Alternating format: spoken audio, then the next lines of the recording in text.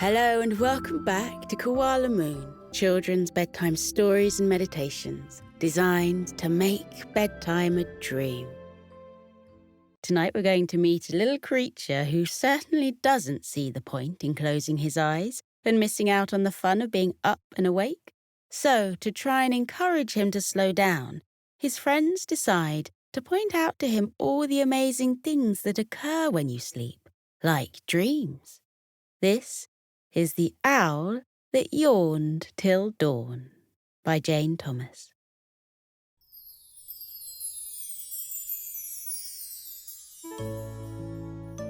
Barnabas Carruthers Wingaloft III is a very small owl with a very big name. It's a bit of a mouthful, to be honest, so we'll call him the name all his friends use, and that's Sparky. He's little more than a tiny bundle of golden fluff and feathers that stick out at funny angles from his head and his wings and his soft downy belly, which is why he got the name Sparky. That, and because he's so very, very, very lively. Sparky is interested in 1,000 different things.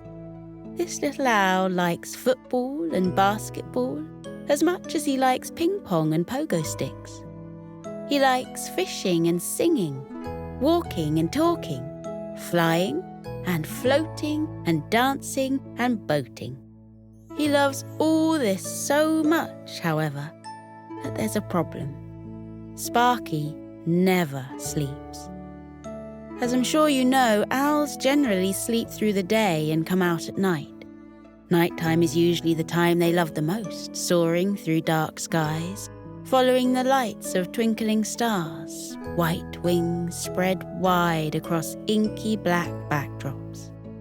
You may be very lucky and see an owl in the early light of dawn sometimes, when they're heading home from whatever adventures they've just been on. Perhaps you've heard them just as the sky starts to get dark, when the sun sinks over the horizon, an echoing hoot that travels through the trees and out into the open, letting the others know they're awake, they're up, and they're heading out.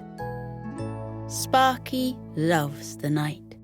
He and his closest owl friends play flying games, racing from the great oak across to the mighty pine, dashing past branches with barely a feather's breadth between wings and wood. And then there are his bat friends, the squeaking gossips of the night sky who chitter-chatter from dusk till dawn and can flash through the night faster than a will-o'-the-wisp. Moths are always up for races too. And although they're small, they have the advantage that they can fit into teeny tiny spaces and take sneaky shortcuts through the trees. The thing is, Sparky also loves the day. The colours are so much brighter. He can see for miles and miles, and you can't see rainbows at night. If Sparky slept all day, he would have no idea that rainbows existed. And being a little blob of gold himself, he loves hanging out at the end of them. During the day, Sparky gets to spend his time with a load of different creatures, and some of his best friends are cats and dogs, who get to tell him all about the insides of homes where they live. He's all sorts of fascinated by houses and cottages and high-rises and garden sheds, anywhere really that people like to sleep. He flew into a house once and was so giddy with excitement he raced into the back of a wardrobe. The door closed behind him, and he accidentally spent an entire night in there. It's hard to know who was more surprised, the little old lady who opened the wardrobe door who let him out, or his mother when he finally made it back home.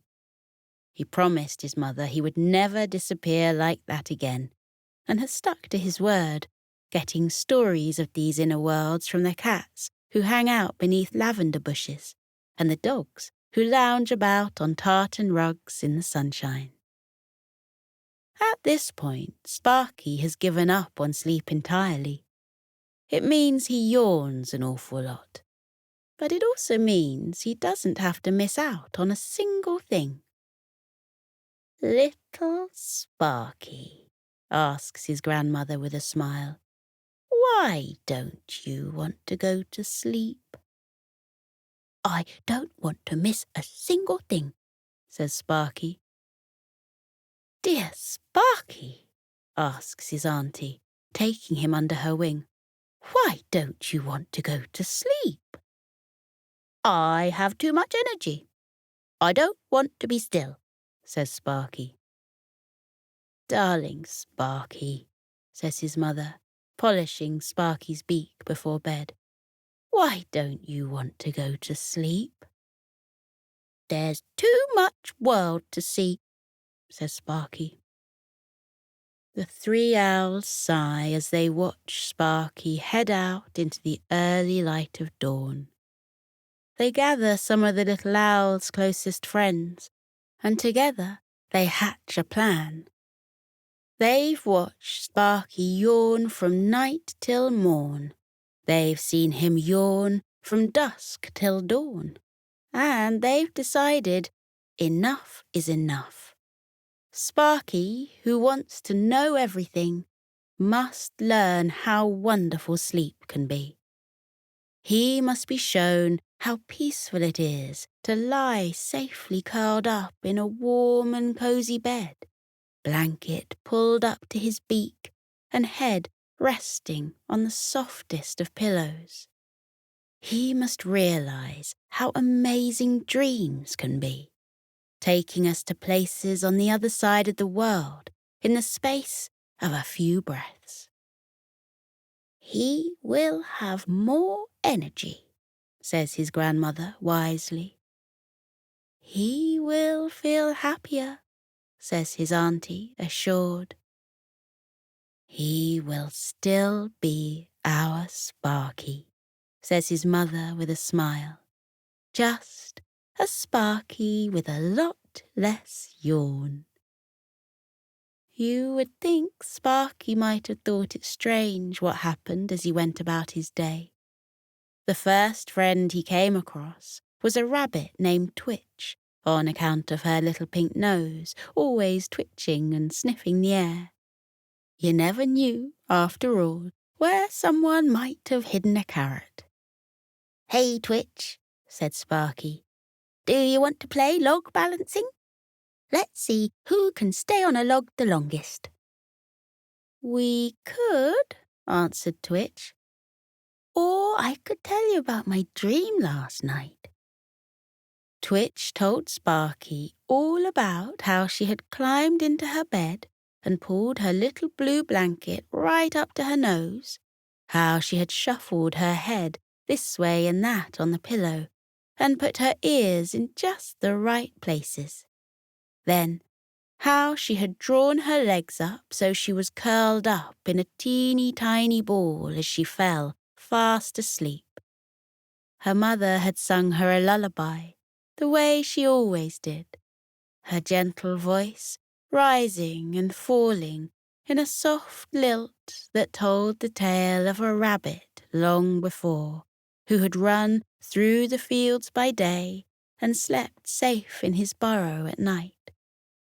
And then Twitch had disappeared into a dream, where she and her brothers had burrowed and burrowed, digging through soft soil and going deeper than they ever had dared before. The colour of the earth had changed, going from dark brown to the red of burnished copper, and then, all of a sudden, they had emerged into a field where the grass was dry, and the sky stretched above was the brightest blue, and in the distance there had been elephants and zebras, and a leopard lazing on a lilo, and a hippo twirling in a tutu. A giraffe in a scarf had strode slowly by, and the tiniest, blackest, shiniest, smartest dung beetle had rolled past with a perfect ball of dung being pushed by his hind legs. And Twitch had danced with flamingos who swooped and bowed and curtsied and swayed, 1,000 together in a lake that shimmered as if filled with diamonds and stars. And when Sparky had heard the dream, he couldn't believe that it was possible to disappear to such magical places while you were fast asleep. He had always longed to go to Africa and wondered however it might be possible, and here was the answer. He just had to fall asleep. But then he remembered the fun of standing on a log that bobbed and rolled as it rested in a lake, and he thought, well, it wasn't possible to do that and fall asleep, and maybe he should stay awake after all. Twitch's mother was calling her in for lunch, so Sparky went on his way. He flew across one of his favourite fields, the one dotted with sunflowers that turned their faces to the sky and basked in the warmth of the sun, and went to the village of Lower Botherington. His friend Hank lived there, a huge bull who lived in the back garden of an old man's cottage, and the pair enjoyed grumping about their day to each other. "Not enough mud," Hank would grumble, thrusting his hooves into barely squelching ground as if to prove his point. "Too much mud," the old man would mumble back, pointing out the line of black-brown footsteps that now led through his living room and straight to the bottoms of his welly-wearing feet. "Hey, Hank," called Sparky. "Care to race me across the field?" "Oh, I would. I absolutely would," said Hank. "But, you see, it's time for my afternoon nap. Nothing better than an afternoon nap, you know. I have the most wonderful dreams. Do you know what I dreamed about yesterday?" And Hank started to tell Sparky all about how he'd lain down in the shade of his favourite horse-chestnut tree. The grass had been just perfect, not too wet and not too dry, not too firm and not too soft, exactly as he liked it. The sun rippled through the leaves of the tree, enough to keep him warm but not too warm, and the breeze rustled against the grass, enough to keep him cool but not too cool. Oh, and he had dreamed the most wonderful dream. A butterfly had landed right on the end of his nose, pink and golden wings opening and closing gently in time to his breathing. When he breathed in, the wings would open, and when he breathed out, the wings would close.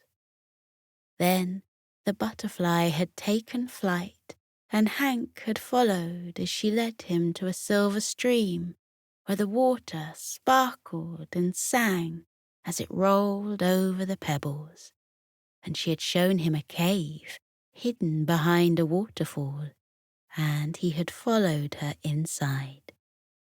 And there, inside, the walls were lit by fallen stars, their glow as golden as the sun, and a frog wearing a beret sat waiting on a log, a paintbrush held in his hand and a faraway look in his eyes. The butterfly led Hank to a clearing in the cave, where light shone down from an opening far above in the ground and lit him in a single beam of sunshine. Then 1,000 fireflies came and placed flowers on his horns and polished the ring he wore in his nose so it dazzled and danced. Then the frog had reached for his paints and stood before his easel, looking back and forth between the canvas and the bull, capturing the moment when Hank was perfectly lit and dressed with 1,000 flowers. And when the frog was finished and the canvas dried, the pink and golden butterfly led him to a cave that opened up as if it were a cathedral beneath the ground, and the painting was hung on a wall with the other masterpieces of the frog. A pea-green duck sailed a boat across the seas, and a snail slid on skis down the side of a snowdress mountain. Here, a chipmunk feasted on golden cherries and chocolate, and there a caterpillar did cartwheels in a flowing silver dress. Sparky blinked a little as Hank finished his story, and thought, what a wonderful dream that must have been to disappear into. His feathers felt a little heavy, and he felt a yawn pressing against the inside of his beak, but he pushed aside the feeling, and instead waved goodbye to Hank and wished him sweet afternoon dreams. If Twitch didn't want to play with a log, and Hank didn't want to race across a field, perhaps his friend Fergus, the great ginger cat, would join him for an hour of tail chasing before the sun started to set. Sparky found Fergus curled up in the conservatory at the back of the cottage he shared with Mrs. Hazelberry. Theirs was the last of the homes in Lower Botherington, before you reached the lane that led to the sea, and Sparky and Fergus often walked together. Well, Fergus walked and Sparky flew down to the beach at this time of day. Tail chasing in the final hours of daylight was something they both loved to do, twirling round and round on the sand before falling with a splish and a splash into the emerald sea. "Hey, Fergus," called Sparky, knocking with his beak on the glass of the conservatory. "Fancy coming out for a bit of tail chasing?" The large ginger cat stretched and yawned. The sun had come at just the right angle onto the comfiest of the chairs, and he had been indulging in a little bonus catnap while Mrs. Hazelberry was off visiting her sister for the day. When she was home, there was so often something to disturb him. The clanging of pans in the kitchen, the rush of the washing machine, the hum of the hoover, and he liked to take advantage of every moment when she slipped away for a while. Of course, when she was home and it was evening, he would curl up on her knee, and together they would have a cheeky bit of bonus shut-eye. But during the day, it was a rare treat to squeeze in a sleep. "I'm sorry," said Fergus, swishing his tail by way of apology.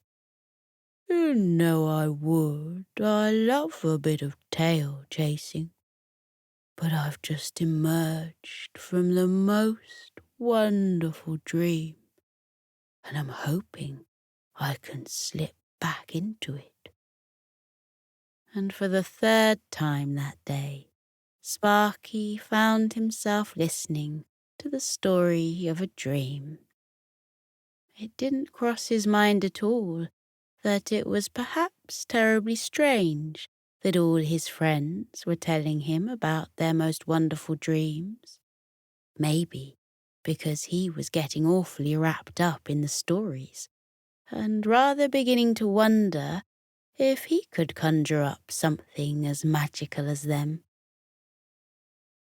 Fergus explained that he had climbed onto the couch and settled his head against his favourite cushion, rolling onto his back and spreading his paws to take full advantage of the warmth of the late afternoon sun shining through the window.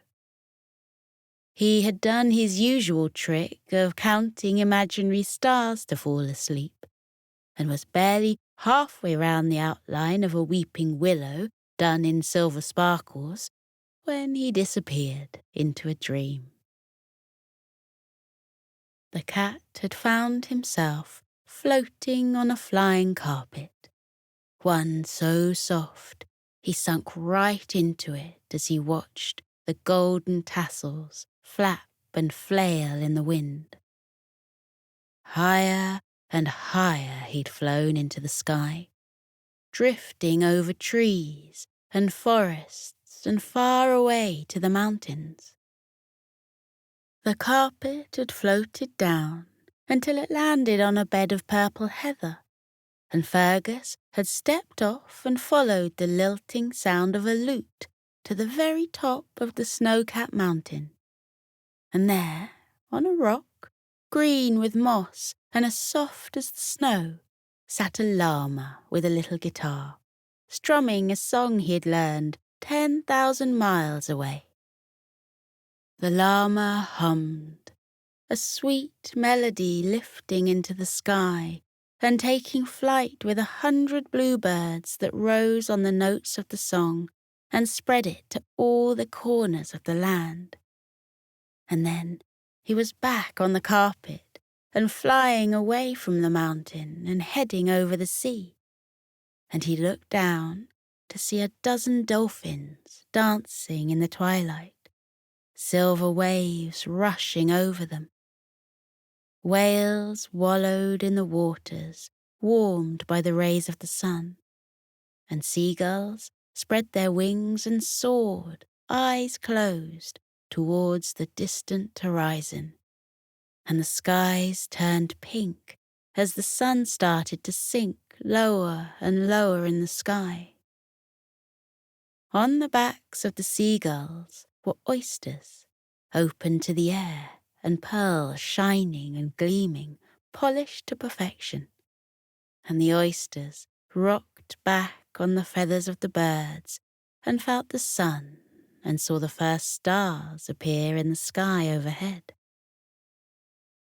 As Fergus finished his story, Sparky found he could do nothing to stop his yawn. His beak stretched wide, and he rushed to cover it with his wing, just as his mother had taught him to do. And with his eyes closed, he missed seeing Fergus sneak a smile to himself. He missed that Hank was standing and looking over the garden wall, and he missed that Twitch was hiding in the rose bushes. He missed that his friends were all there, watching and waiting, seeing if they'd managed to work a little magic and convince Sparky that sleep was a wonderful thing, because much as the real world is full of marvels, there is magic buried in our imagination that only comes out in dreams. Sparky was a very sleepy owl as he flew back to his bed that night. His mother and auntie and grandmother had all stayed awake during the day, hoping against hope that he would return home ready to slip into his bed and disappear into a dream.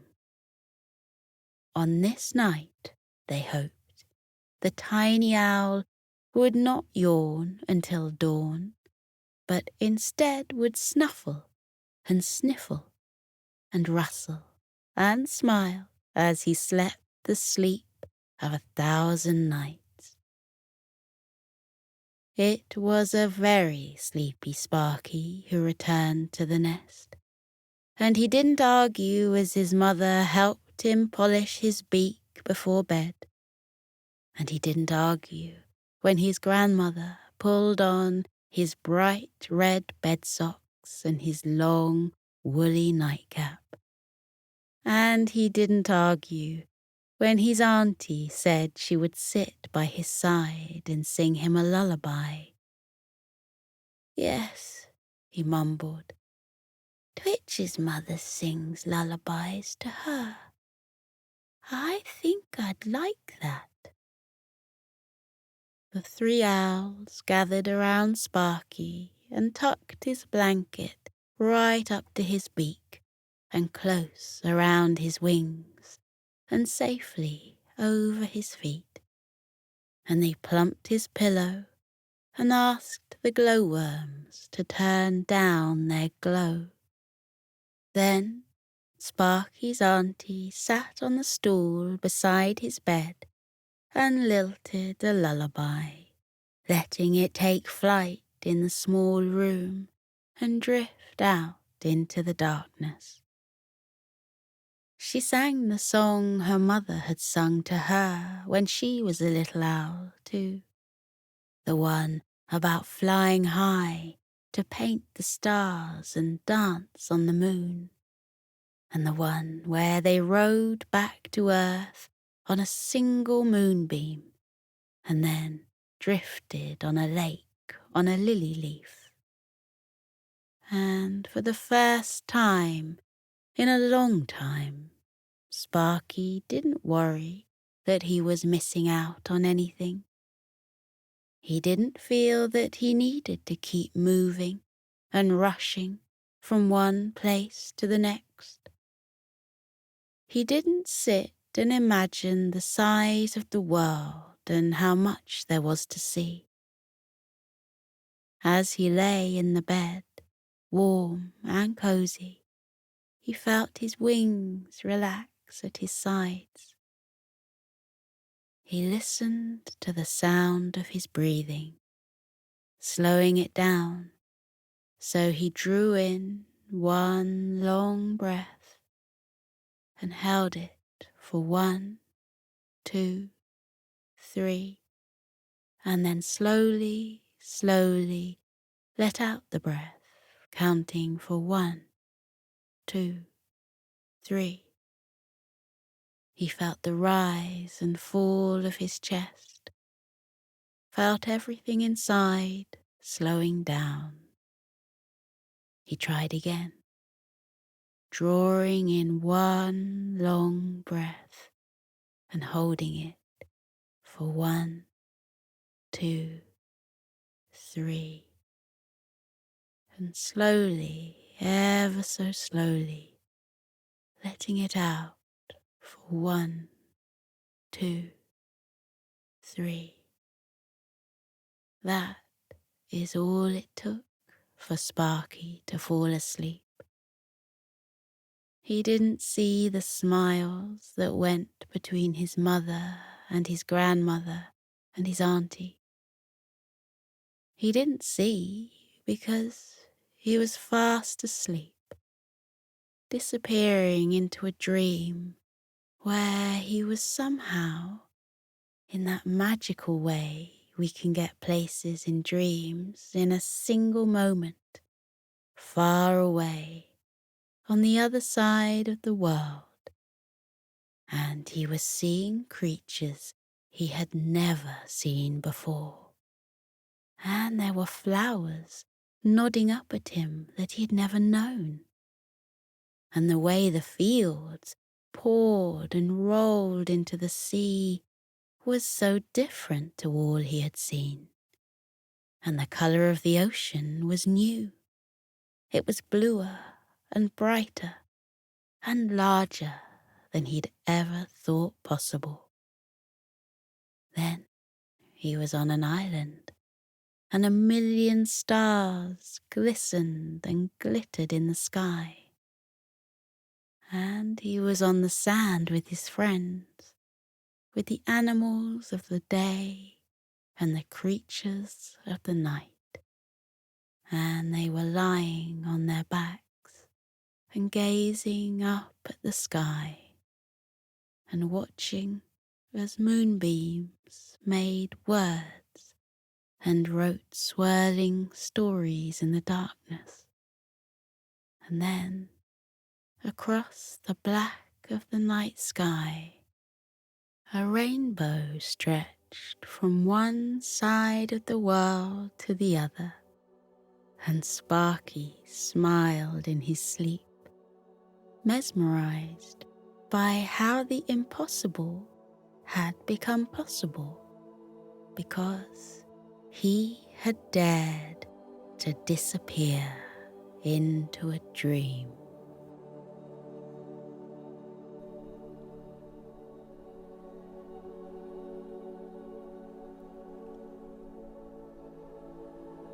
Now we're floating into a deep and peaceful sleep.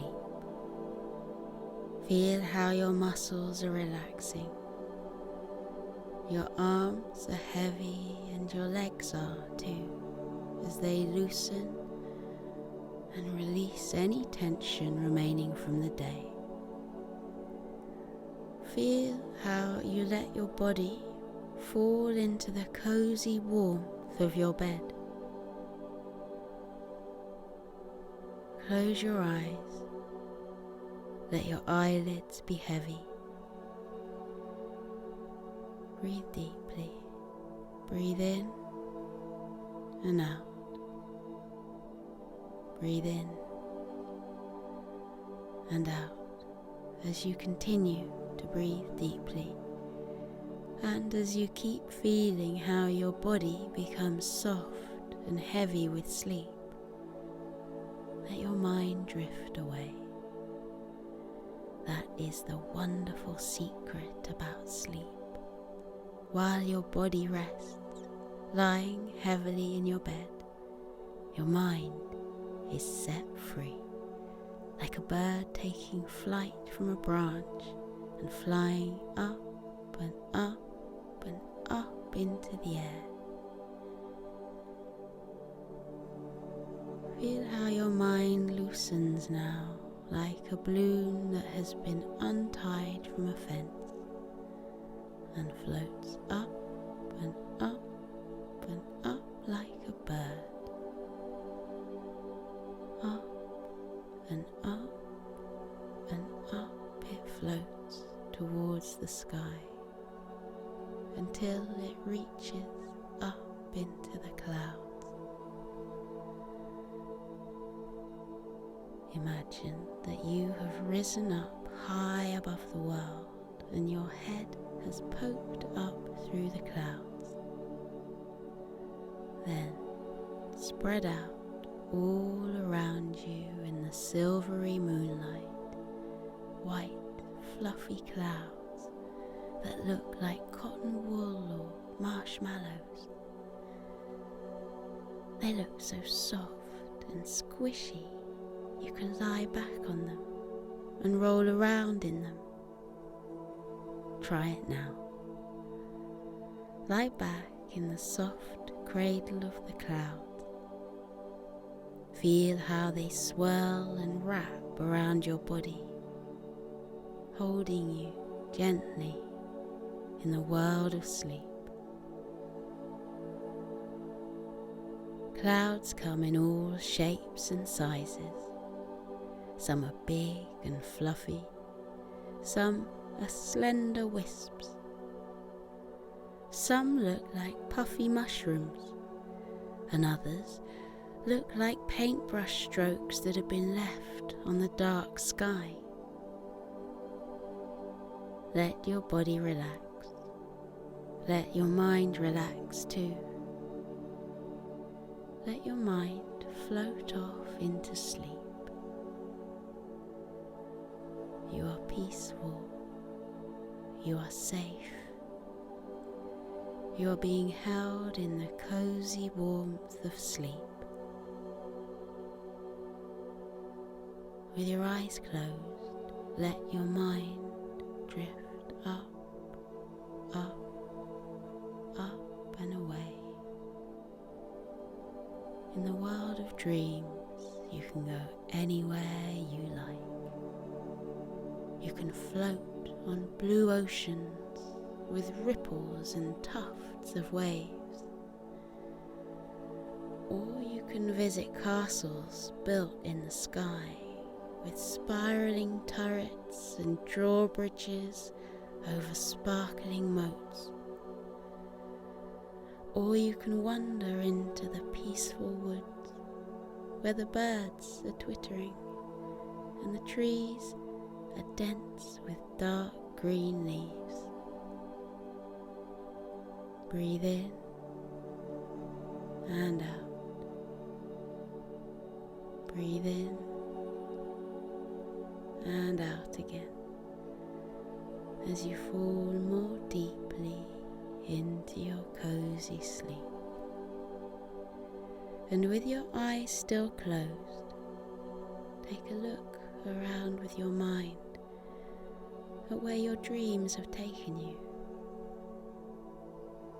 When I fall asleep, I dream that I've gone to a world high up in the clouds. Sometimes the clouds are dappled silver from the moonlight. Sometimes they're soft pink and gold, reflecting the light of the twinkling stars. What form do your dreams take? Where does your mind go when you fall asleep? Maybe in your dreams there are flocks of white fluffy sheep huddling together on the green fields. Look at the mother ewe yawn widely before she tucks her little lambs beneath her woolly fleece. Or maybe you dream of a friendly dragon curled up with his tail wrapped around him, a little trail of clouds puffing out of his nostrils. Look, the cloud dragon is smiling at us and waving. What a friendly dragon he is. Or maybe you dream of cute puppies lying on their backs, their tongues lolling out of their mouths, their eyes closing because they've had such a long day.